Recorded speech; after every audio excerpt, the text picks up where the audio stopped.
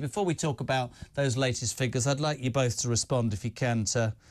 I can't have it at all, this news this afternoon. Zoe, I'll start with you, if you don't mind. Huw Edwards walks free from a court today, having been paid £400,000 by the BBC, who knew he'd been charged with offences against children.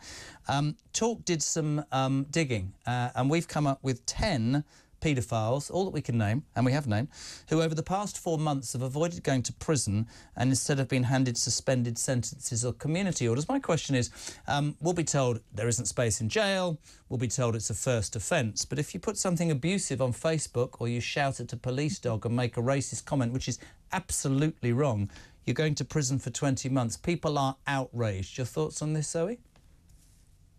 I can see why people are outraged. I mean, I think, unfortunately, this does undermine somewhat your point, which is that, you know, we were able to find very, very quickly space in prisons and hand out very, very harsh sentences, which I think was quite rightly done to prevent the riots from spreading and for people who are inciting all sorts of hatred online. But you're completely right in that, you know, this is an appalling crime and it's, you know, affecting very, very young, vulnerable people. And I don't think it's long enough. I think it's shocking. And I think it's really, I mean, we know the justice system is in dire straits, but I struggle with this. And I think, unfortunately, it does undermine Labour's position somewhat. I agree. And actually, Stephen, welcome to the show. It says very little, I'm afraid, again, about the BBC, who for 6 months paid him the equivalent, I think, of £200,000, half of his salary, whilst knowing he'd been, if you like, accused of these crimes. I mean, they're saying all the right things now. And there was a banner, and I don't know if this can be... I don't know if it's valid, but there was a banner outside the courtroom when he walked in today saying the BBC has had, allegedly, 145 sexual offence allegations made against people since Savile in 1993. It's pretty disgusting, Stephen, isn't it, by anybody's standards? Well, I think the way that the BBC has approached this is disgusting. And I think we should rightly, as we are, be outraged at the way that they have approached not only the initial stages of the Huw Edwards, but the particular situation now that we know that he was still being paid or receiving some form of benefit whilst they had knowledge of him being charged. As to the numbers that are allegedly on that poster or banner outside the court, I can't really make a comment on terms of the numbers, but what it does say is that since Savile, the BBC doesn't seem to have learnt lessons of how to approach or deal with these serious offences. But like Zoe, I'm more outraged by the fact that there are people like Huw Edwards not being sent to prison.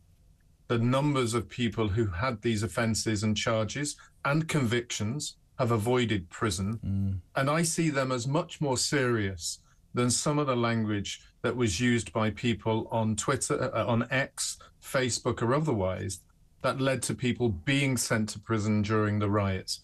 This again goes to undermining the policy of the Labour Party in terms of fighting proper crime.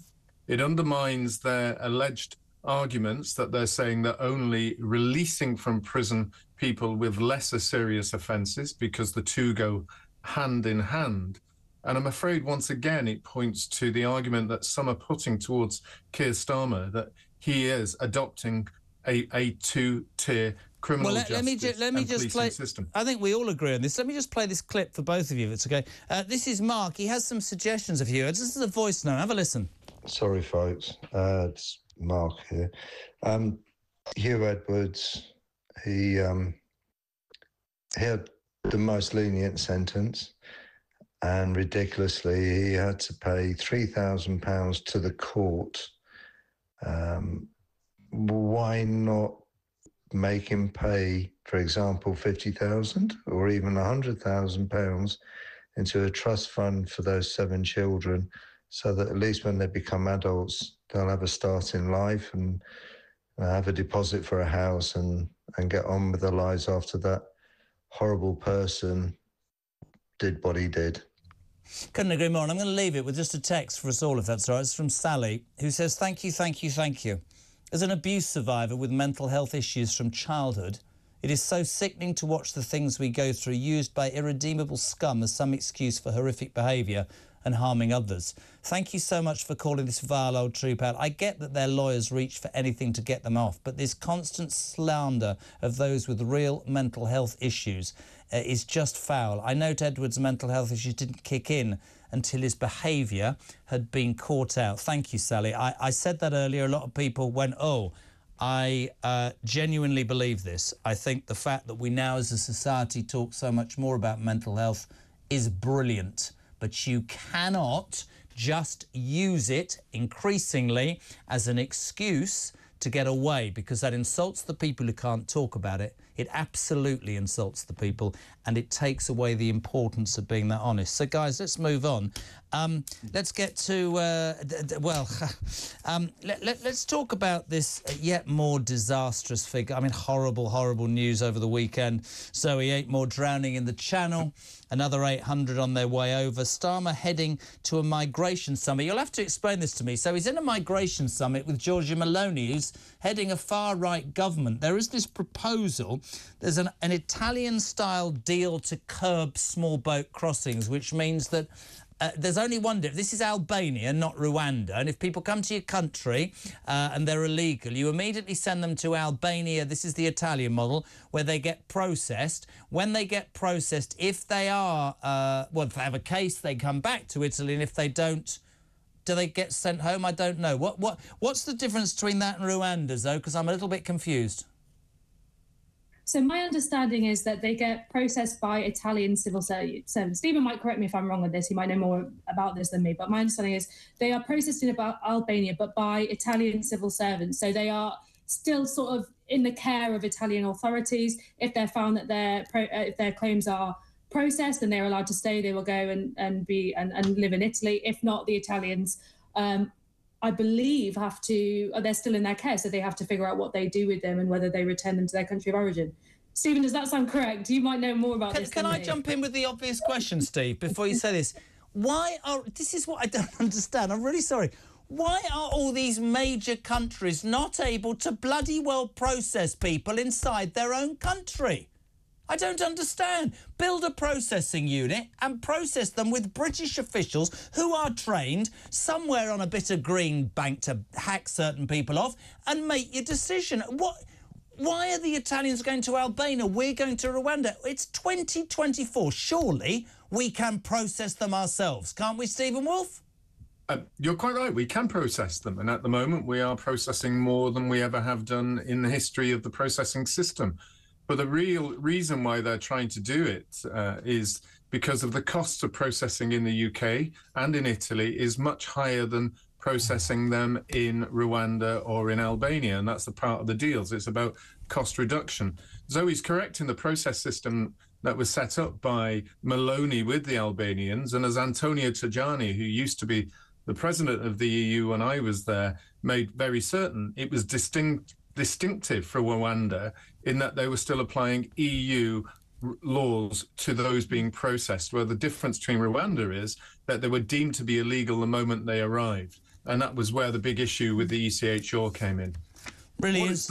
Go on. The problem is there's just too many coming into Europe for the cost of us being able to process them cheaply or effectively. I mean, it is frightening, Zoe. And listen, I don't know.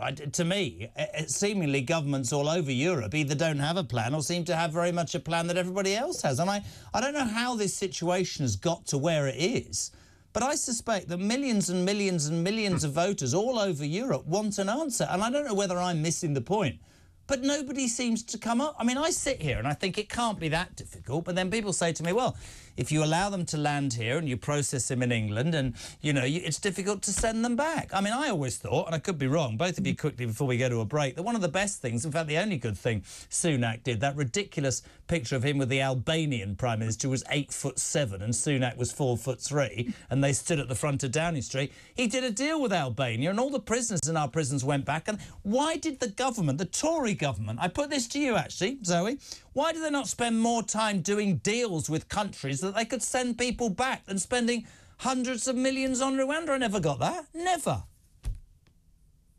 I don't know. I mean, the thing about Rwanda is that it was kind of politically, it hit all the right buttons. I mean, it got the ECHR and the presence of the ECHR into the foreground. It managed to, it was some red meat to the Tories on the right.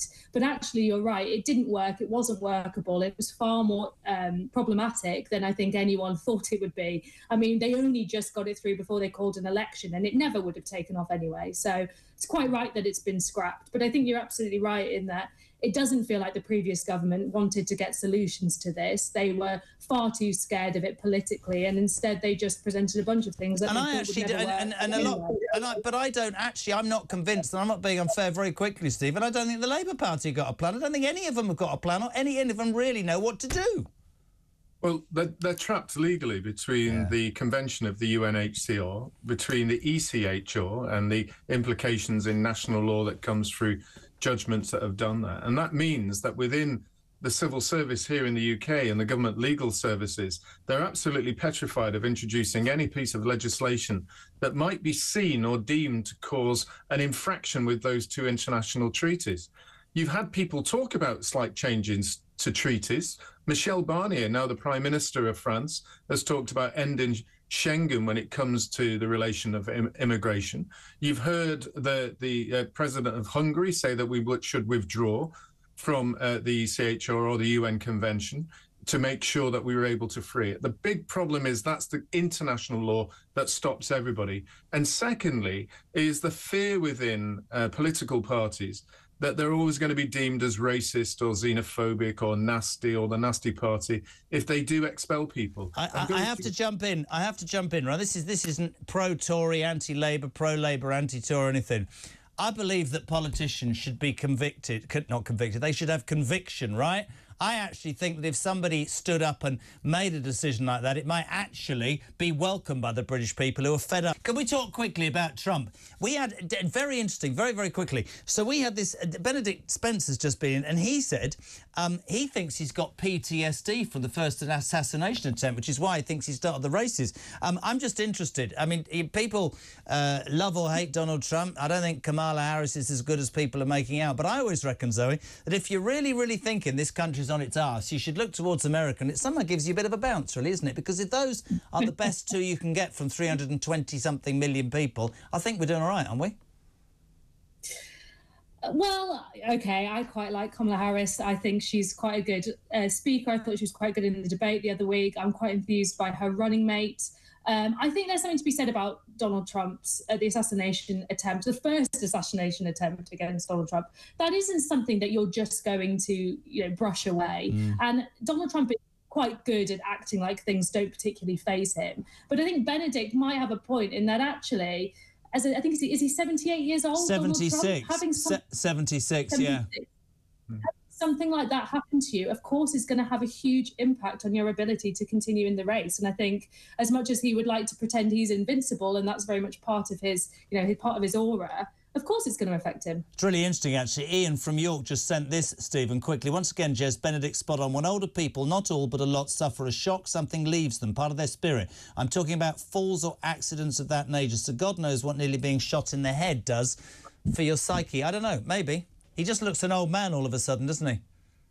I do think it's had a massive impact on him, without a doubt. I mean, his ability to speak in the debates was very different to the way that he was even 4 years ago. And the speeches that he's done since then don't seem to have the same resonance or passion. I get that. And I think your commentator who says about old people having accidents, that's true. I've seen it myself with elder members of my family who've had falls. And it does have some time, but many of them do come back, some don't. And it is going to be interesting with all the kind of financial support that he's got, the medical support around him, whether he can get back to himself in the next few weeks.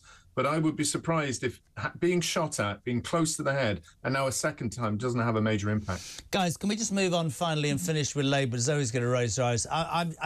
We've talked about how the first 6 weeks were great. We've talked about one or two own goals, like the winter pension thing, which gets brought into even sharper focus when we find out that not only did they take £20,000 for suits and glasses, but Mrs Starmer had £5,000 for dresses. This is a man, but David Lammy said Starmer took donors' gifts because there is no taxpayer funding for clothes. He also made up, by the way, that the American president's wife, which is absolute BS. Here's what I don't get, Zoe, and I'm being completely straight with you. We had months and months, quite rightly, of Tory cronyism and jobs for the boys and taking this and taking that. If the boot was on the other foot, I would have Labour political commentators saying this to me. They'd say, hold on a second. He's got a free house in London, a £400,000 pension that isn't going to be touched for his second home heating because he was the Director of Public Prosecutions, but he owns 160, she owns 100, and they need to get, whilst they're taking heating away from pensioners. The optics are awful, Zoe. Awful. Jeremy, you're not going to believe this, but I agree with you. I don't think optics are good here. I really do. No, I just really don't. I'm disappointed because genuinely I do believe that Labour was serious and they meant it when they said in their manifesto that they wanted to restore public trust. But there have been a number of mess-ups that have happened over the past few months, and some of this is teething problems of a new government, but some of that can't be explained very easily, and actually should be much harsher on this. I think they need to learn from these mistakes. They need to be the best they can be at being totally transparent and not having cronyism, because public trust in politics is at the lowest it's been for a long time. And it's absolutely vital if you want two terms in power, if you want the public to stay with you for a decade, that you get them to trust you. And stuff like this undermines that. I mean, Zoe's spot on. Just to finish quickly, Stephen, isn't she? Absolutely spot on with that. Well, last week I was told that I was perhaps being a bit too harsh on Zoe. This week we're actually in agreement on almost everything. So I want to say on this, I think Labour Party's optics are actually dreadful, not just with the clothes. I mean, you should be buying your own clothes. This is just a disgrace. But you're taking money from pensioners. Absolutely. And you are a millionaire with a knighthood and you're getting a freebie and you're stupid foreign secretaries justifying it. It's awful. Well, David Lammy's made so many mistakes like that in the past that, you know, I often wonder how the hell he became Foreign Secretary in the first place. Well, Liz Truss became Prime Minister, mate, so anything can happen. Well, we've got issues with that, but there's also the fact that they've placed people who donated to the party or worked for the party in civil service jobs.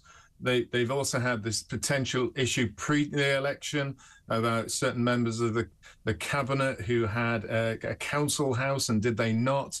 All of that is creating an image that they too are exactly the same as the Conservative Party, that there is grift, that there is nepotism, that there's all these bad things that are connected to politics are with the Labour Party. And Zoe's right. If this starts to stick, there's no chance. Guys, thank you so much, by the way. Loved having you on. We'll see you next week. Zoe Grunderwald, a political journalist, and Stephen Wolfe, former MEP.